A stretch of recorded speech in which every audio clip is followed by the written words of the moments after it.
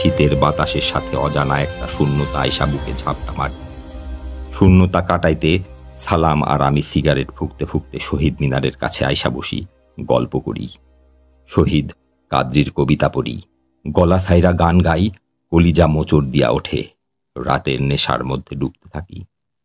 জগন্নাথ হলের স্লোগানের আওয়াজ, শহীদ মিনারের পিছনের এক মহিলার চাপা গোঙানির শব্দ, ম্যাথ বিল্ডিংয়ের সামনের গাজাখোট্টার ফ্যাতিবাদ বিরোধী গান, মেডিকেলের লাশ কাটা ঘর থেকে আসা অ্যাম্বুলেন্সের সাইরেন, এনএস বিল্ডিংয়ের সোনালু গাছে উইরা আসা পেঁচা, সব একসাথে আমার কবিতার লগে মিশা যায়। সবার সুরের লগে আমার সুর মিলামিশা একাকার হইয়া যাইতে থাকে।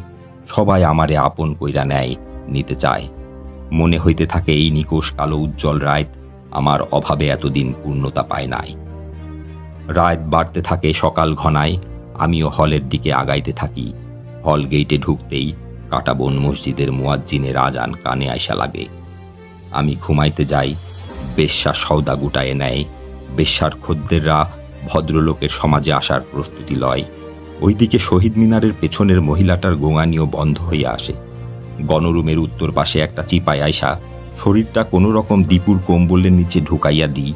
বেশ্যার বাকির খাতায় নিজের নাম লেখাইতে পারি নাই বইলা আফসোস বাড়ে। মোবাইল বাইর কইরা 3x দেখি।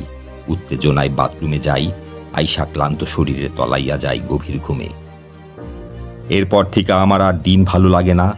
দিনেরে মনে হয় মেকি ধোকাবাজি। মনে হয় দিনের আলোয় ভদ্র মহিলা আর ভদ্রলোকের স্যুটের পকেট ও পেটিকোটের মধ্যে কোট পিন ও পায়জামার ফিতা দিয়া সমাজের সব অন্ধকার যত্ন কইরা লুকাইয়া রাখা হয়েছে। দিন হইল ভণ্ডামি, দিন হইল অভিনয়। দিনের আলোতে সব কিছু হইয়া যায় অন্ধকার। আমার জীবন সন্ধানী মন আমারে তখন থেকেই বইলা দেয়, রাতের মধ্যেই হইল জীবন, আলো, পুষ্টি ও প্রসারতা। অন্যদিকে দিনের আলোতে হইল অন্ধকার, দৈন্য আর নিভে যাওয়া। তাই আমার দিনের সাথে শত্রুতা বাইরায় চলে।